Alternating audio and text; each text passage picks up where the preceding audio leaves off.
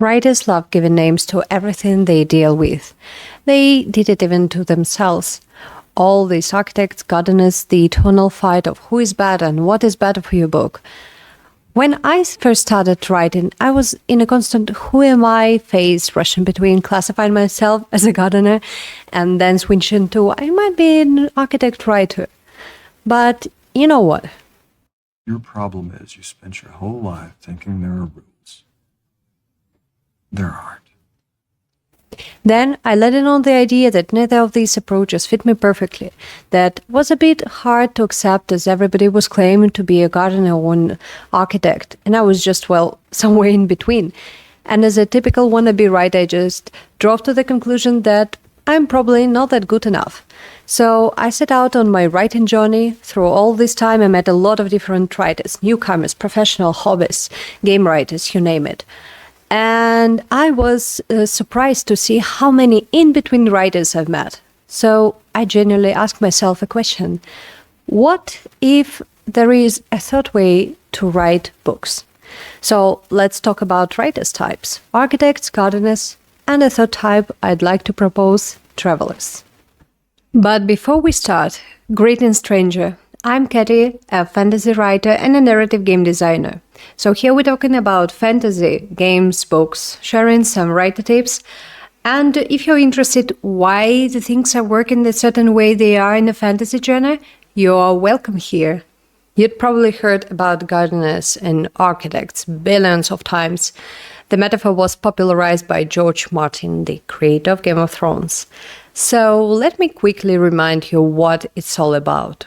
Architects are the planners. They usually explore and design their story before they begin writing it. They outline the entire plot before writing a single line of dialogue. They know their character arcs, plot twists, act breaks, and themes from the very beginning. For them, writing is construction. The blueprint comes first, then comes execution. Think of J.K. Rowling, who outlined the entire Harry Potter series before even finishing the first book. Then there are gardeners. They plant a seed, a character, an image, a single line of a dialogue or even just a feeling, and let it grow. Gardeners don't always know where the story is going. They discover it as they write it. Of course, it's not just free-form writing. They may have some scenes or twists in mind, but they don't rely on a detailed architect-style outline. Gardeners trust the process even when it gets messy or uncertain. As George Martin said, they kind of know what seed it is. They know if they plant a fantasy seed or a mystery seed or whatever. But as the plant comes up and they water it, they don't know how many branches it's going to have. They find out as it grows. Martin himself identifies as a gardener. He starts with the world, the people in it, and let them lead the way. It's important to remember there is no right way to write books. This is just a framework, a way of understanding how you might approach your creative process. There are no pure architects or pure gardeners. In fact, each book might require a different approach. Brandon Sanderson, for example, says he falls somewhere between the architect and the gardener. And that's exactly what we are going to talk about. Imagine you are going on a vacation to Italy. Is it a 2-week trip? A whole month? 6 months maybe? A year? There are so many factors that can affect this, right? Let's say you've planned a 2-week trip to Italy. You've probably prepared everything in advance, like bought tickets, booked hotels, made a list of the cities you want to visit. Maybe you even booked a few excursions or a tour bus, like why not? So you arrive in Rome with plans to visit the Colosseum, the Vatican, and then move to Tuscany. The itinerary is set and the hotels are booked. You do all the sightseeing, maybe even stumble upon some unexpected points of interest like hidden shops, small museums, or, well, whatever catches your eye while wandering the city. And then, on one of those quite cozy streets, you meet an old local man. You blink and suddenly you dip into the conversation. His English isn't perfect, neither is mine. But still, he tells you about a hidden gem nearby, a village untouched by tourists, full of stories and strange beauty. You hadn't planned to go there, right? But you have a few days before heading out to Tuscany, so why not? You hop on a local train with no clear idea of what's waiting for you. You only know the name of the station, and that spontaneous detour turns out to be the most unforgettable part of your trip. Now, imagine your writing process working the same way. This third kind of writer I call travelers. They're somewhere between architects and gardeners. A traveler isn't as tightly structured as an architect, but they're also not as purely instinctive as gardener. They write with a clear direction in mind, sometimes even a rough outline, but they are open to the journey taking unexpected turns. They might not know every step of the story, but they've planned the key moments and the main character arcs. They like to prepare before setting out, even if it is just a map. But like gardeners, they trust the process, or in this case, the road.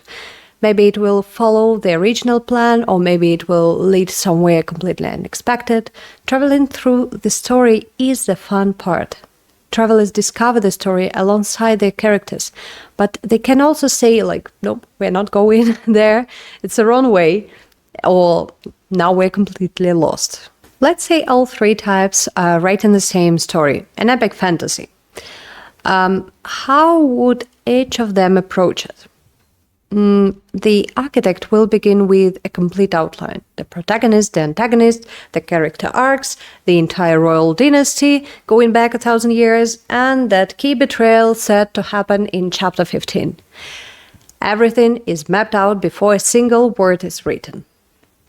The gardener might start with the main character, maybe just a single scene, or a voice, or a mood, and follow them as they face challenges.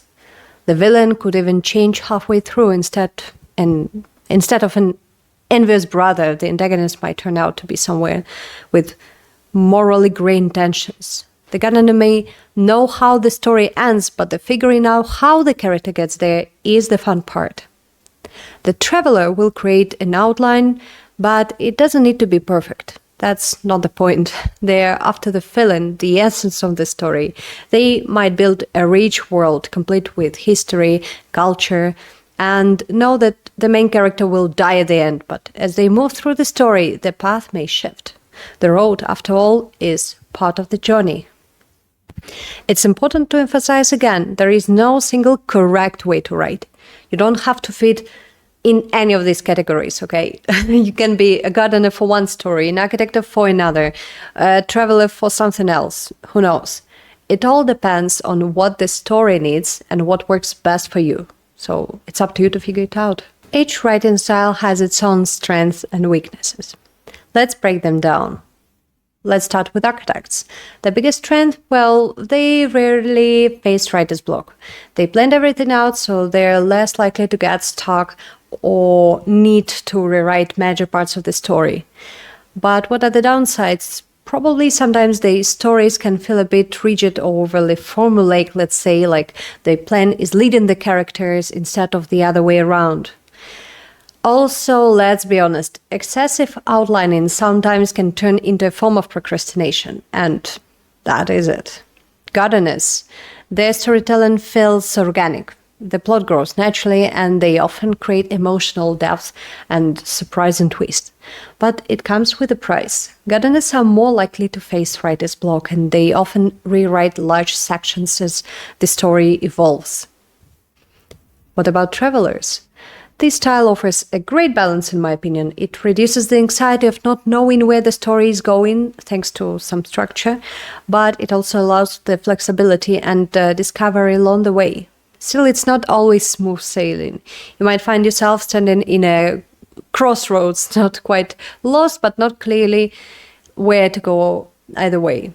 Rewriting still can happen, and sometimes the planning phase becomes a comfortable place to procrastination as well. Writing is always a discovery, a dialogue that the writer has with themselves. It's not important how do you do it, but why? What made you think about this story? It could be a particular thought or idea, or even a question, what if? Seeking the way to express your story can be challenging and frustrating, but it needs to exist a way that feels true to you. Don't bother yourself too much with the question of whether you're writing it right or wrong. Keep in mind that the only wrong way to write is not to write at all. So next time you sit in front of a blank page, just ask yourself, am I maybe building a house or planting a seed? Or maybe I'm starting a journey? And that's it for today. Thanks for watching, and let's explore this beautiful world of fantasy and writing together. If you enjoyed this video, any interactions are highly appreciated. Like, comment, share your thoughts, and subscribe for more videos on fantasy, writing, and gaming. See you in the next episode, and happy writing!